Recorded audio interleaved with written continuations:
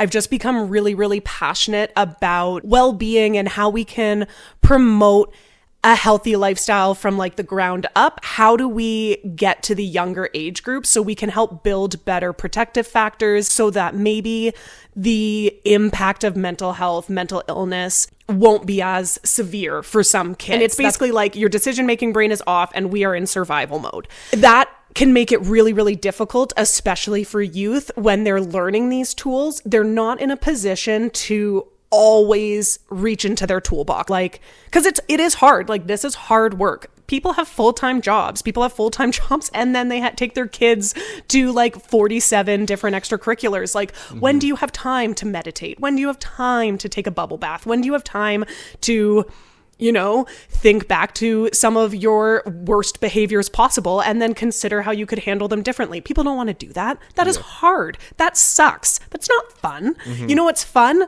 Being able to just walk in, spill your guts, walk out and be like, yay, I'm better now. Yeah. But unfortunately, it is more complicated than that. Like, get on meds and go into therapy. And there's definitely a time and place for those things. Our focus on the individualization of healthcare has left a hole in recognizing the need for a village, a group. So it's like a trickle down effect of like, when you don't have these connections and this community and this support system, it ends up getting put all on you, which ends up taking more out of you.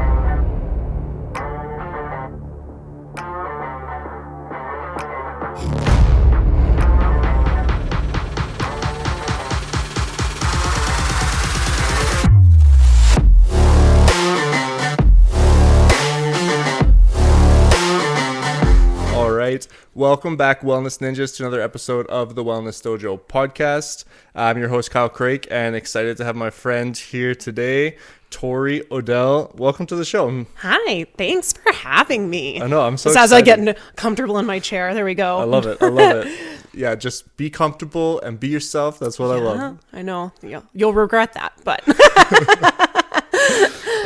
No, it's we've been kind of talking about it for a while now about doing this, and I'm really excited to do it. I'm excited to hear kind of your story, because I actually don't know all of your story and a lot, so I'll be kind of learning along the way too. Yeah, for sure. You want me to just hop right in? Yeah, let's tell people who you are, what you do, how you got there. Yeah, okay. Interesting. It's a kind of a long-winded story. I'll try and keep it succinct to the best of my ability. So yeah, I am Torri. I have lived in a lot of different rural Albertan communities, and throughout living in all around Alberta, I've just become really, really passionate about youth mental health and community mental health and just well-being and how we can promote a healthy lifestyle from like the ground up, as opposed to really just focusing on specific symptoms and things like that. I always make the joke, like when you think about like my story and how I got here, I make the joke that I grew up in the Bell Let's Talk generation. So in high school, that was when like Bell Let's Talk really became a thing. So we were having this whole like push for anti-stigma, let's talk about mental health, etc. And it was super awesome, made a lot of the people, especially in my age bracket, really invested in mental health. Lots of us ended up going into mental health professions of sorts. And as I started getting into university, I kind of had those moments of like, okay, we've been talking about how we need to destigmatize mental health, but like, then what? So I was surrounded, and me and my friends, we would always talk about, yeah, we have anxiety. Yeah, we have depression. Yeah, we experience these things. Some of my friends went on medications, but then it was kind of like the now what? Like, okay, we've recognized that we have these feelings, that we have these experiences, but like naming it to tame it is only one piece. Now we have to move forward with it. And that is kind of at 21, I didn't fully understand that's what was going on, but now that I can look back, I'm like, oh, that's what was going on. And then from there, I started to have these moments of like, okay, I really need to go and get some experience in the real world. I was in school struggling myself and didn't really know about my next steps. And that was when I first moved to Alberta. I grew up in the GTA Durham region. very, very busy. I grew up in a small town because it was the suburbs, but it was still 120,000 people. And then I moved to Bonnyville, Alberta, which was 11,000 people. And I used to always make jokes like my university campus is bigger than this whole community. And that's when I started my first youth coordinator position with the Bonnyville Friendship Center. And it sounds really ignorant, and that's really what it was, a lack of knowledge and understanding. I grew up in middle class, outside of Toronto, busy area. You had everything at your fingertips. And all of a sudden I was in this pretty northern Albertan community they didn't even have a Walmart. I was like, whoa. And I started to really see the different pieces that go into a community, that go into what youth get to experience and see and learn from and move forward with. And at this time, I wasn't actively thinking I was going to get into a mental health profession, but just seeing the differences in these communities from what I grew up in and starting to really see how different our country was made me really, really passionate. And at this point in time, I was working with a lot of kids too. So I just became really excited about what does it take to raise a kid, help them be healthy, help them be strong, help them be knowledgeable. And that was kind of the start of what I did. From there, I moved to Hinton, Alberta, and I started working more in childcare. I got a lot of really great experience. And again, it was just another experience of whoa, the problems in Hinton and what youth go through in Hinton and the things they have to experience in Hinton are really different than Bonnyville. Even though these are both very small communities, they're completely different. And then from there, I've moved around, lived in Calgary for a really long time, but worked in a bunch of different rural communities all around youth and children, and just really seeing the puzzle pieces of what it takes to grow a child and all the different impacts that we can have. Does that make sense? It makes sense. Yeah. Does that give you that was the shortest version of that spiel. Yeah. No, I love it. I'm curious what kind of pulled you towards youth in particular? Yeah. So this is also the funny piece. Again, it's so funny to think about who I was when I was in university. Again, anyone who's met me, I always go on this spiel. I was your typical Torontonian kind of person. I wanted to make a lot of money. I wanted to be flashy. I used to tell people I want to work in this big built, those big fancy skyscrapers and be important. And what I felt was I needed to become a doctor to do that. Cause I didn't want to be a lawyer because I didn't want to go to school for arts, which again, you 17-year-olds have the best laid plans. And one of the things I wanted to get into was pediatrics. And then right before I moved to Bonnyville, I was like, well, before I commit to going to school, granted, I wasn't even graduating university at this point in time, but I was like, before I commit to going into pediatrics, I should probably work with kids.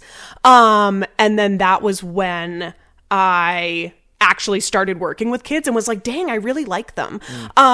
So it was basically a fluke. Basically, I just started pulling things out of hats, being like, this is what I want to do. I didn't like kids in high school. I don't remember why I wanted to be a pediatrician, but then I started working with them and I was like, hey, these kids are pretty fun and cool. Yeah. That's cool. Yeah. And then getting into kind of more rural areas, you started to see that there's a big difference. Yeah. I always use the example. I had a lot of orthodontic work growing up as a kid. And I was it really clicked when I was I used to have 3 orthodontist appointments in every week kind of thing. And I was like, they would have to drive 3 hours, and just starting to realize how much pressure that puts on the parents. If your parents have to take off an entire day to go and take you to the dentist, that is a huge barrier to getting some of the services that you need. And then again, because in Bonnyville too, you had a lot of shift working parents. So you were seeing parents gone for an extended period of time. Again, even super simple things of of like, I grew up in an area where there was a bus system. Now I was working in a building that was in the center of town, but the opposite end of town would take you over an hour to walk to. So all of a sudden youth couldn't get to some of these places because there was no bus system and we weren't near any of the schools. So just those pieces that living in a busier area with a higher population, I had access to services that I didn't even realize you could live without them, which again, super ignorant, but like a real eye opener for me. Yeah. No, I had a very similar experience working in Strathmore as well. Like, where you're like, whoa. Yeah, I'm like coming in as somebody who's grew up in Calgary, like quite privileged to be honest, like always had access to dentist appointments and these types of things. And even as an adult, having benefits and stuff for mental health services and going for therapy and stuff and massage and all this kind of stuff that's just like so much less accessible in these other areas. I'm pretty sure Access Mental Health was always available in those areas. But again, even being new to the community, I didn't even know that was a thing.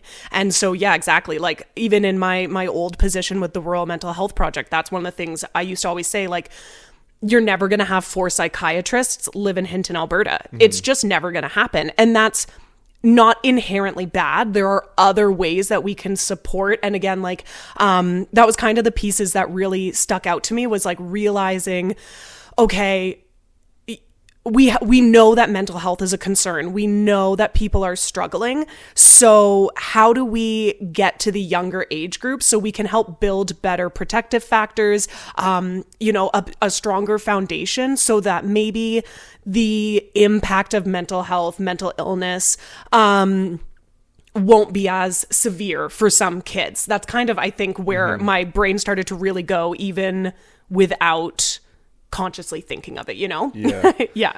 And one thing that you mentioned that I think stretches across the board, whether you grew up in a big city or in a very small town, is you mentioned about how we know, like, we can recognize that we have a mental health concern. We can recognize the anxiety, we can recognize the depression, but now what do we do with it? Yeah, like, great, thank you. Yeah. And it's like finding those tools. That's something that like everybody needs across the board, is how do we actually use those tools? And the thing that came to mind when you were talking about that is even people who go to therapy.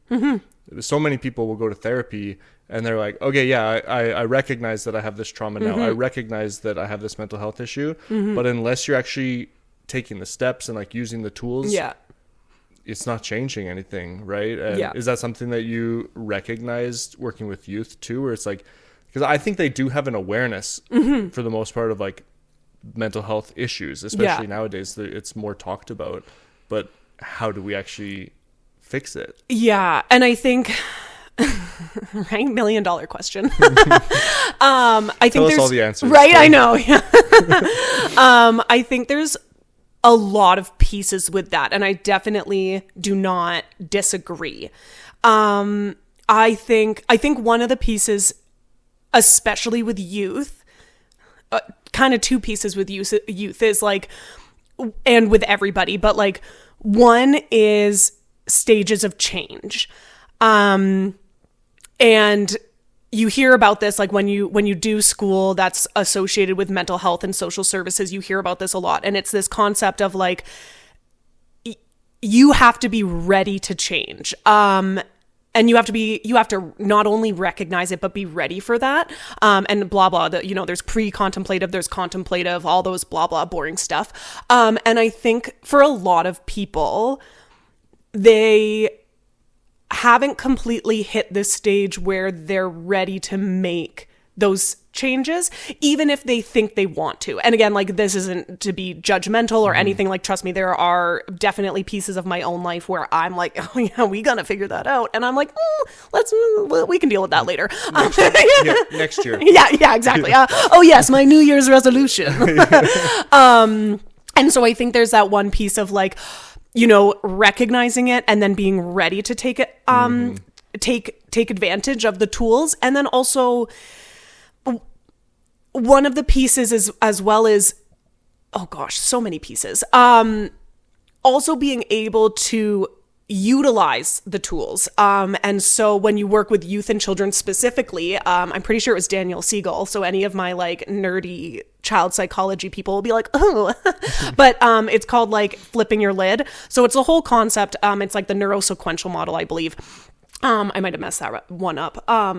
But you obviously have different parts of your brain, and the flip your lid concept is because your prefrontal cortex is your decision-making piece, which with youth, we know that prefrontal cortexes don't finish developing until like 25 to 27.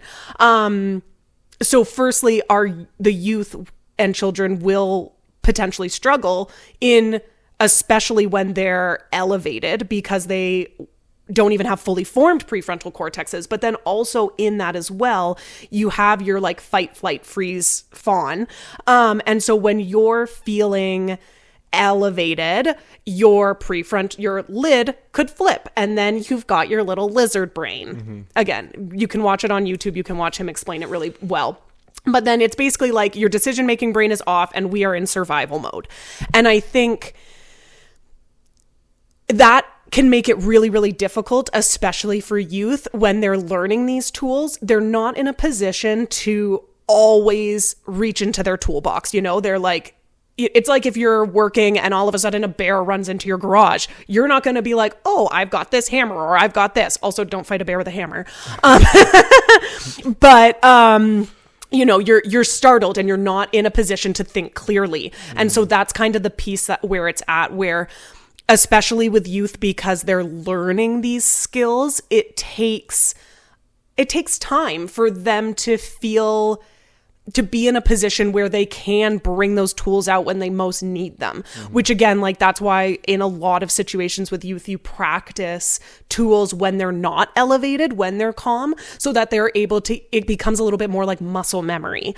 And then again, even with adults too, just because you hit 18, just because you hit 27 and your brain is done developing, doesn't mean that you all of a sudden have all the answers. Like one of the things I used to say to friends as well, and like some of the people that I've worked with, is like, we have all these expectations for parents and adults, but at the same time, they're kind of like big kids too. Like just because you became a parent doesn't mean you have those skills either. And so, especially when it comes to mental health, like a lot of this is really new and we are still learning. So being able to access those tools and skills immediately isn't always the easiest thing. Yeah. Well, and even that's given that like somebody like me who grew up with not really a lot of adverse childhood experiences. Yeah. And stuff, you start to add that in now, where you've got kids who have experienced, extreme neglect or abuse or any of these types of things. Yeah. Well, now that development of the brain is different. It's changed. And now, like you said, sure, maybe like your prefrontal cortex is developed by 25 to 27, but that doesn't mean that it's like now you have the perfect brain. That's right, yeah, exactly. Like, oh, there you go, you're done. Yeah, it's not like The Sims where like all of a sudden you spin in a circle and now you're an adult and like, woohoo, we're good to go. Imagine though, right? That would be so good. Everything would be so much easier if that was the case. Yeah. Yeah. Well, and one thing I've also explained to people too is I'm like, you also have to remember, and again, I obviously my experience is mostly with youth, but I do attempt, without infantilizing people, but I do attempt to stretch those concepts to working with adults. Because again, it's just recognizing that humans are individuals. But what you also have to remember too is how long has a certain behavior or experience been true for this person? So again, you might have a 16-year-old who has been in therapy for a year because of something, to work on a skill, to work on a behavior, etc. And then at 17, it's like, well, why are you still doing this? And it's like, okay, but for 16 years, there was something that was building within this person. I'm trying to be very broad. So apologies if people are like, whoa, a little confused here. But you've got a situation and an experience, a behavior that served a purpose or was existed for 16 years. So 1 year can't inherently fix. And I don't even like using the word fix, but like can't necessarily be a solve for 16 years. It's much more complicated than that. And so exactly, like, yeah, you have people who have traumatic experiences. You have people who, you know, I might not perceive it as a traumatic experience, but for them it really was, and it impacts it. And so what I always try and think about is like, it's also like food, like everything is input. It's not like a positive experience takes away a negative experience. It's all just kind of layering on top of each other until you're fully formed adult self. Yeah. Well, it's funny because that's when I was nutrition coaching, that's how I would like phrase it for people too, is like, it's not about like, don't worry about trying to like eliminate the bad stuff. Let's focus on adding more good stuff, and over time, the bad stuff, you'll have less room for it. Kind of, really. It's kind of like, I think, how tools work with mental and emotional health too, right? It's like, how can you just continue to use these tools and don't worry about it having to like fix, and we joke about the word fix, but that's the language that people are using, right? That's what people expect, I think, a lot of times. Well, exactly. Yeah, they're like, people want a silver bullet. They want to be able to walk in, and also it's always hard. Like, I try really hard to be careful with my words, but then you've got super long run-on sentences because I'm like, well, and if you consider, and then I'm like, oh my god, fix it. We could just say fix. But yeah, you have people who are like, because it is hard. Like, this is hard work. People have full-time jobs.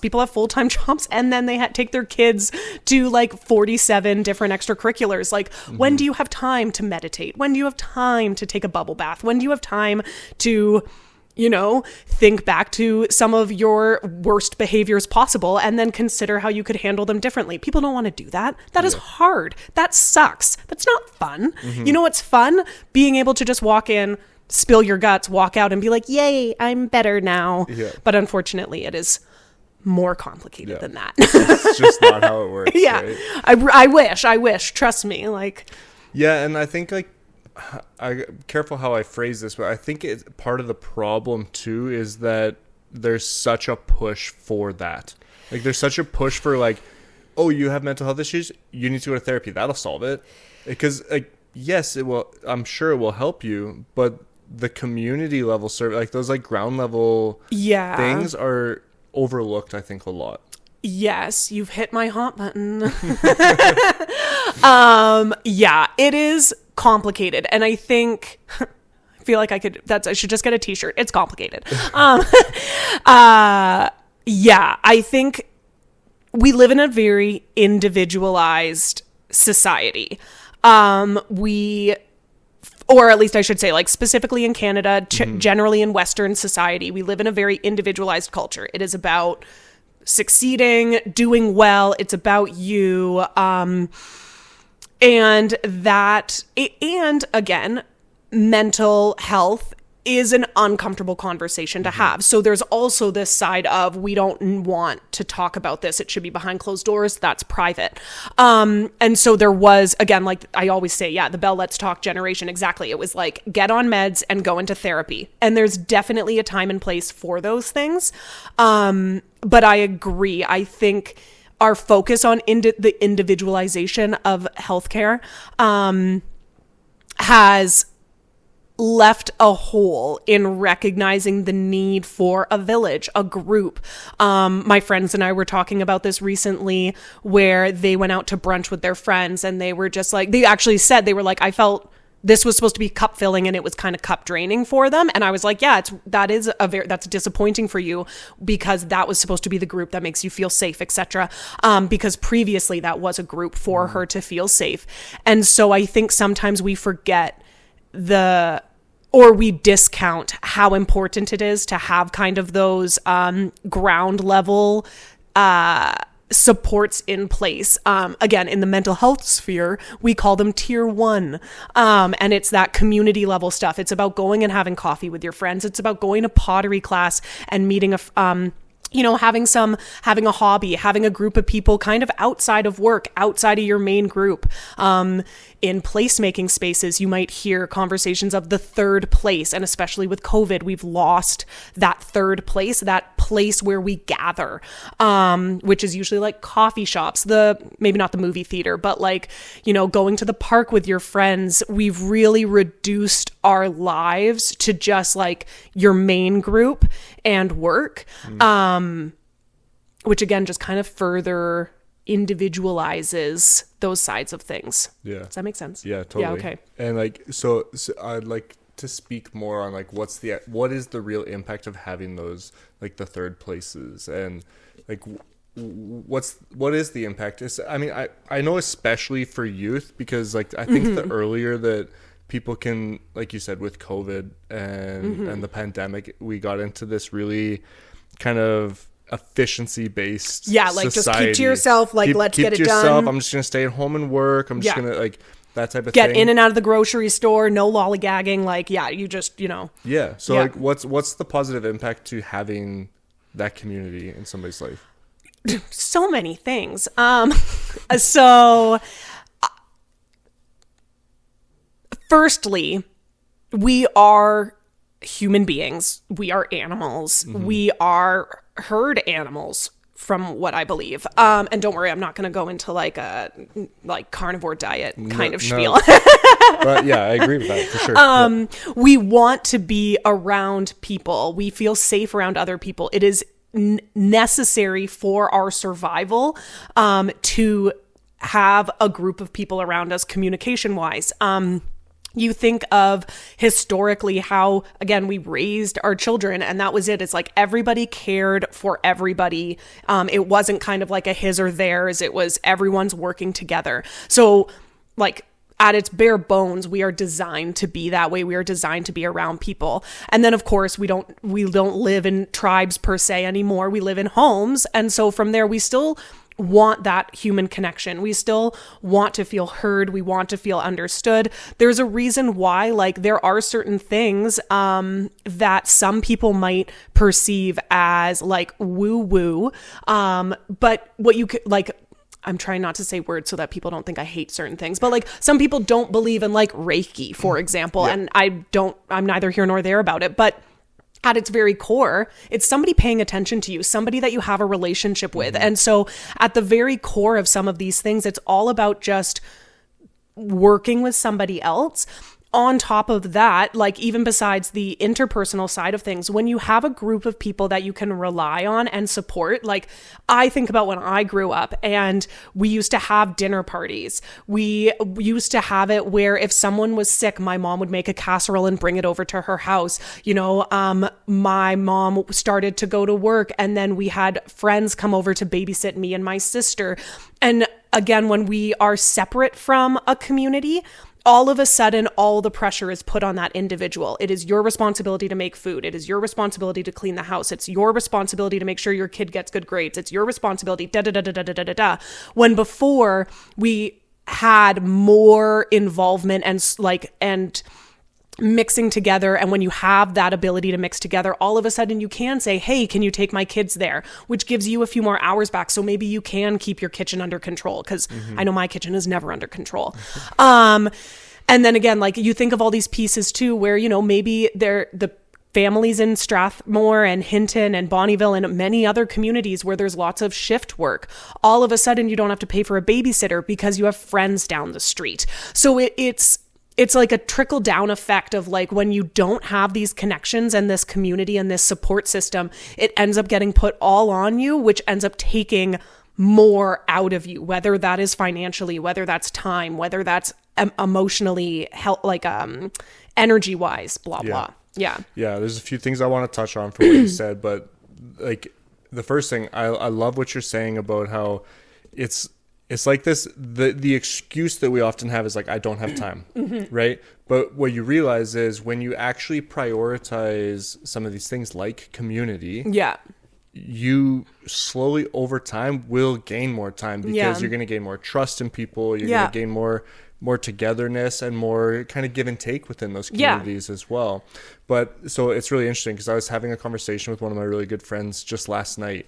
And we were talking about a men's group that I'm starting, but then we also were talking about like crystals and the idea of crystals. And he had asked me, he's like, do you believe in like the power of crystals?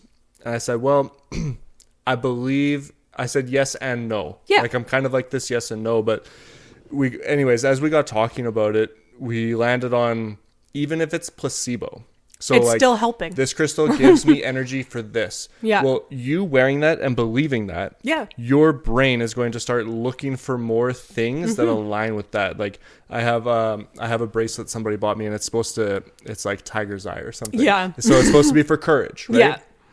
And so when you wear it, I believe that me wearing it will represent that for me, and I will, whether I believe it or whether I just am looking for more opportunities to be courageous. Yeah. It does kind of give you that energy in that sense. So that kind of struck a chord with me too. No, I totally, exactly. I completely agree. And like, cause exactly, I'm like, I love astrology. I love crystals. And exactly, at its bare bones, it's just fun.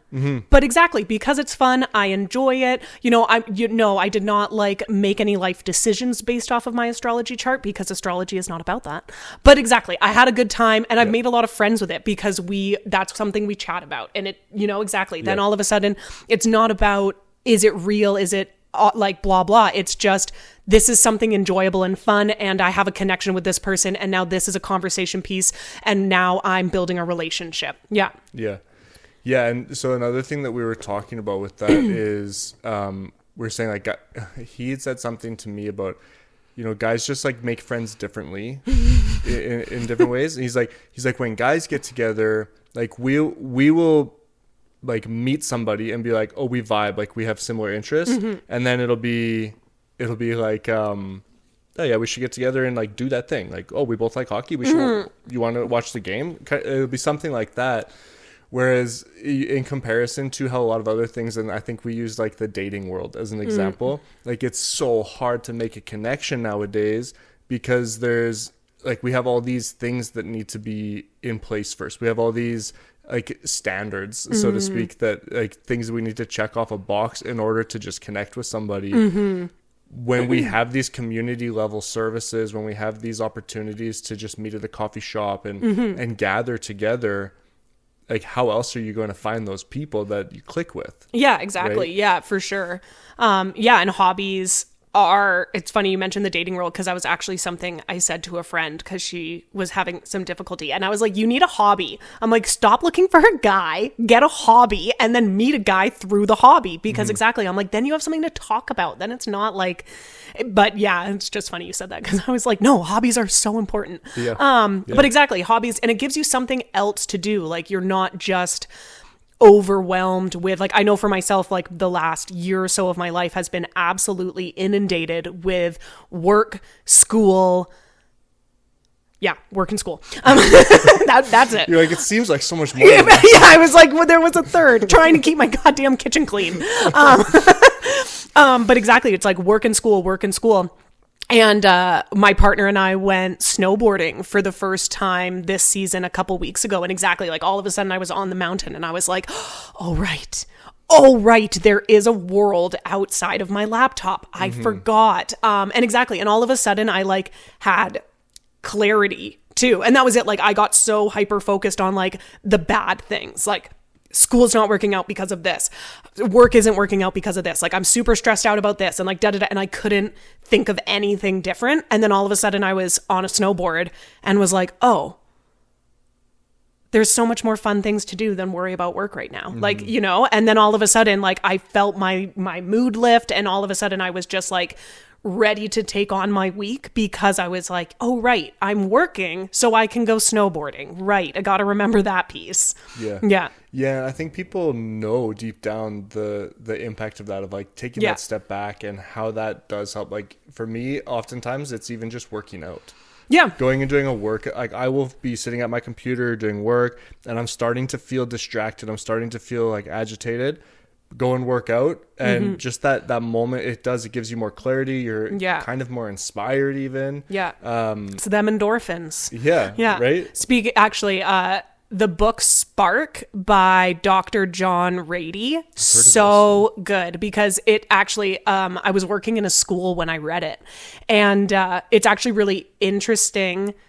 Even you mentioning like the clarity, and by no means am I a doctor, no, by no means am I like research in psychology, but one of the things that was shown was like when youth went and got their heart rate, I want to say above 100, and I haven't read this book in like 5 years. I want to say it was over 100, and I want to say it was over 100 for like, I don't know, 10 to 15 minutes before school, and then didn't go into class until their heart rates were below 90, because after your heart rate is above 90, that's when, like, you know, you're kind of switching off from decision making, because again, we're all just animals. Our bodies just recognize things biochemically.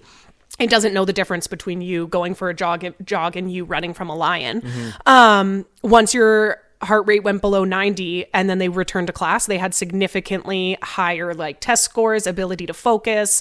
It was super, super interesting of a book, because it just talked about like the importance of physical health from like gestation to death, basically. And just talked about it in a way where you could read it and be like, okay, if I do these things, like this will improve. It wasn't just like exercise is good for you. It was like keeping your heart rate at X number has proven to be this. So super good book. Yeah, and I don't think people talk enough about different forms of meditation. Yeah. Right? Because like I talk a lot about martial arts being very meditative for me. When I'm competing, even sometimes when I'm teaching, nothing, like I'm not focusing on anything else. But especially when I'm competing, like if I put myself in a position if I'm thinking about being in competition, like in a fight, for example, there's nothing else you can think about. You are literally, you have to be in the moment. Yeah. And you're not even really thinking about what are they doing next. Like when you get to that level, you're not even thinking about, are they going to kick next? Are they going to punch next? Are they going to move this way? You're literally just reacting, responding in the moment. And there is something so powerful about it's like that flow state. Yeah. Yeah.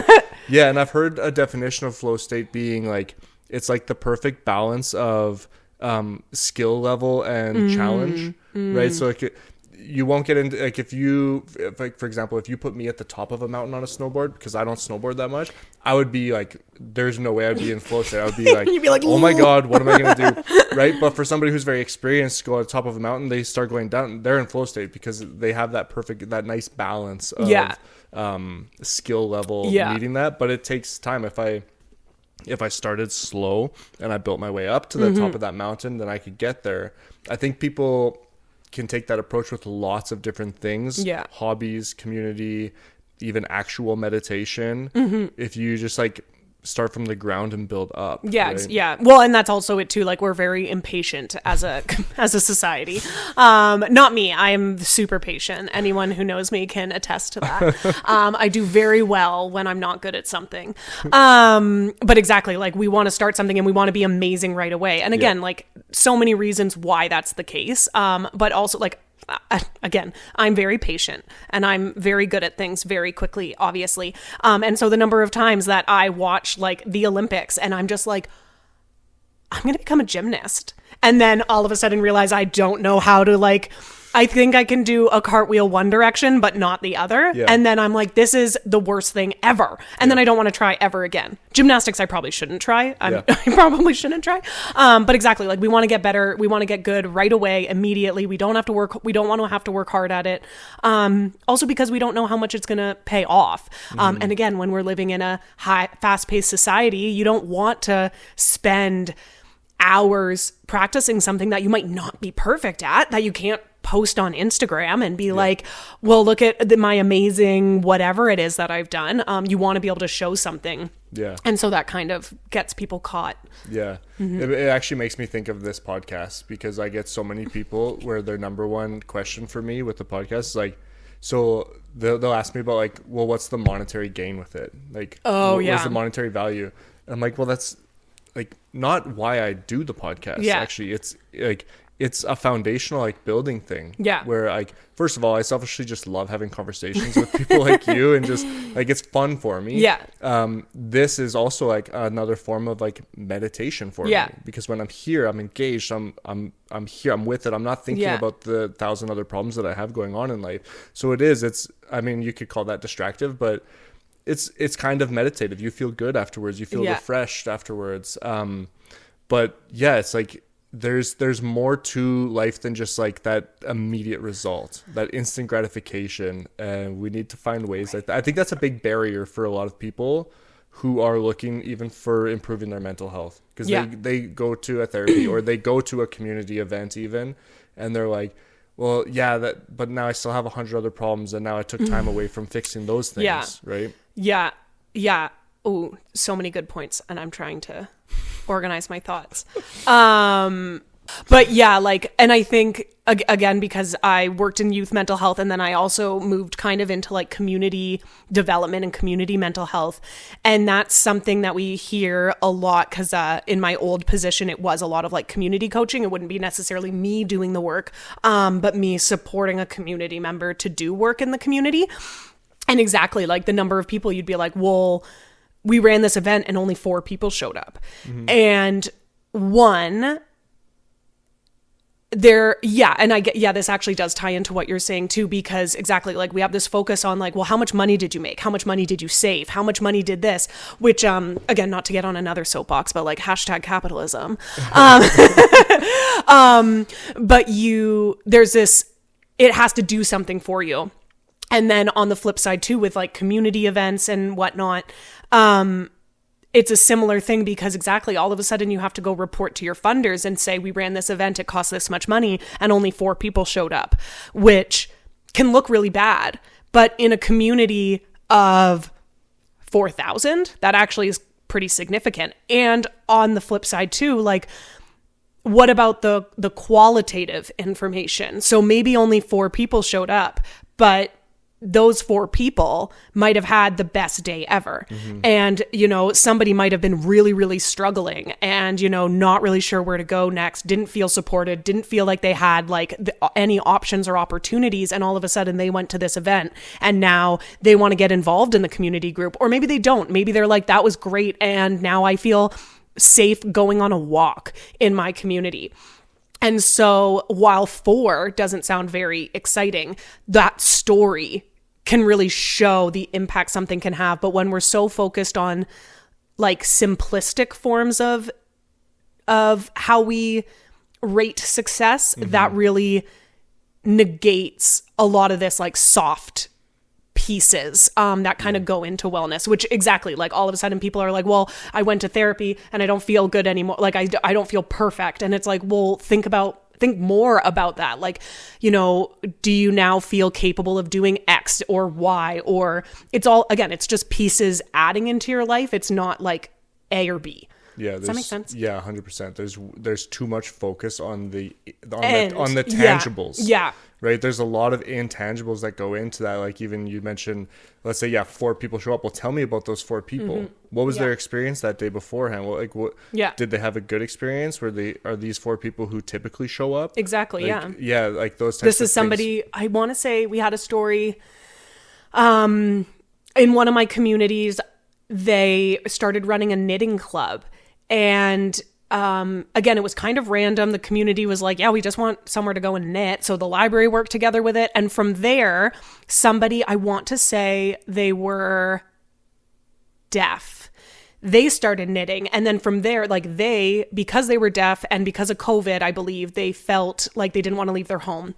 And then through this knitting group, they finally were like, okay, I'm going to go to this event. And then from there, they made some friends. And then from there, they actually started a sign language group where they started teaching people sign language in the community so that more people knew sign language. So again, now they have more connections. They feel like they're a part of their community. They feel like their community needs them in some way. You've got that investment.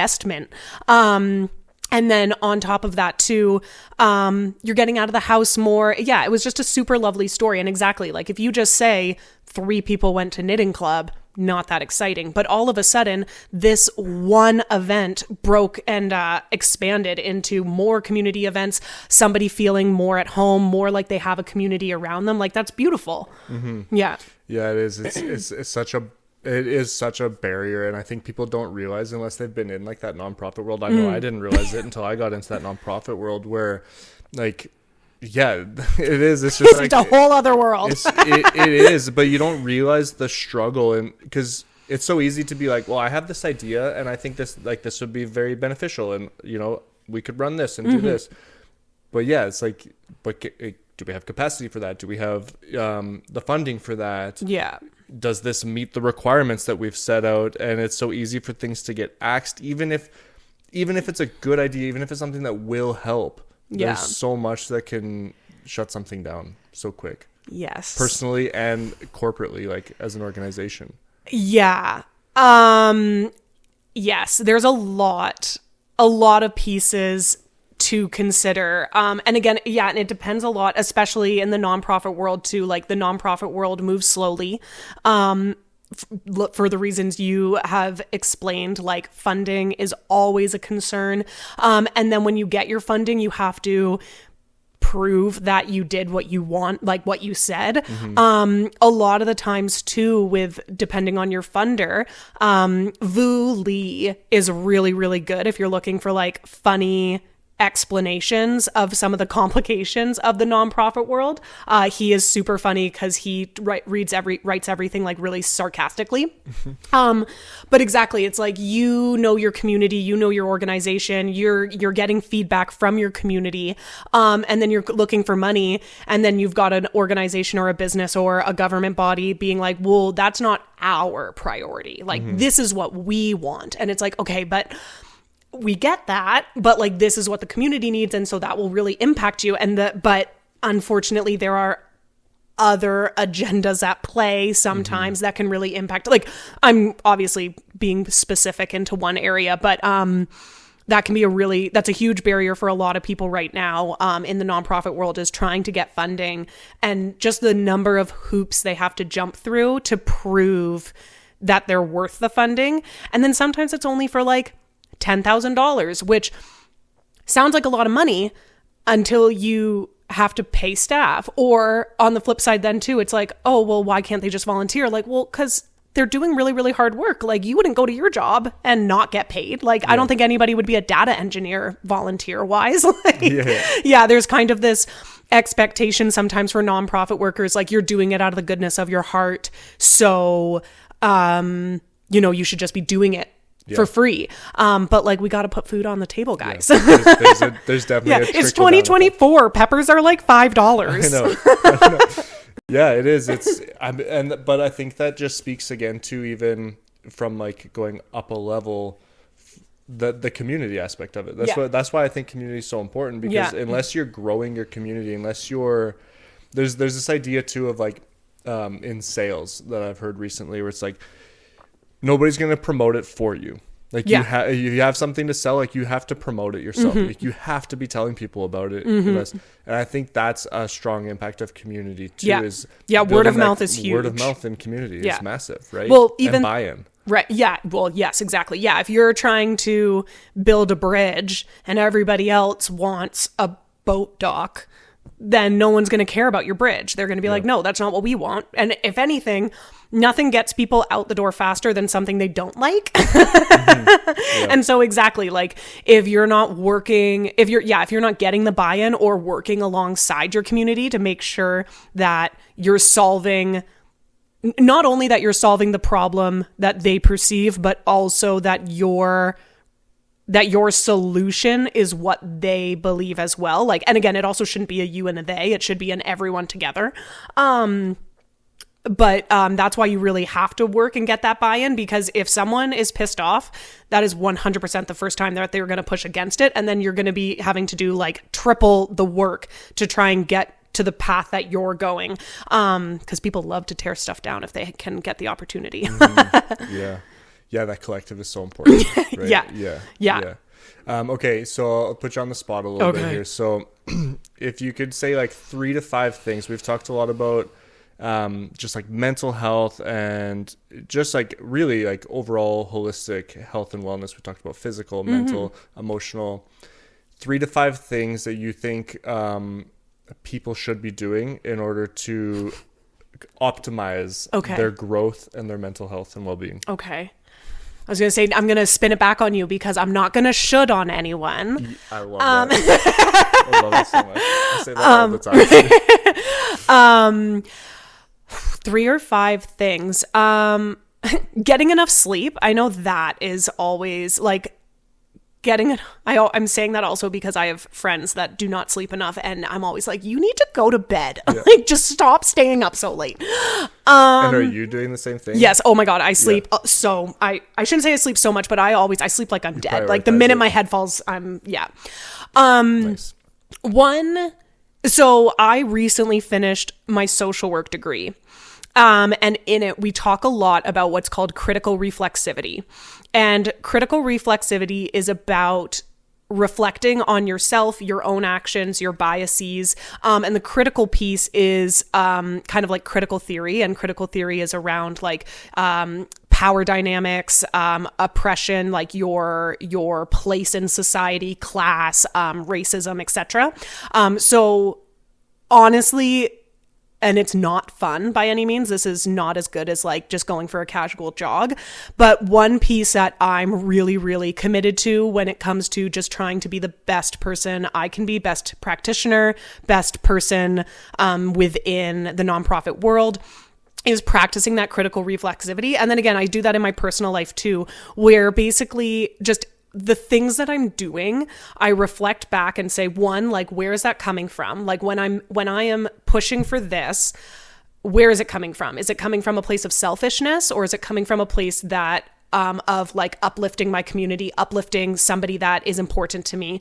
And then also like what biases and what pieces of my past, my history are influencing this? And from there, and what out of what I've been taught that might not be 100% accurate is impacting this. And from there, I either change behaviors or change decisions, etc. And what that has really, I mean, again, it's not fun by any means, because sometimes I'm like, man, I really screwed up there. That was a shitty thing to do. Am I allowed to swear? Okay. Yeah.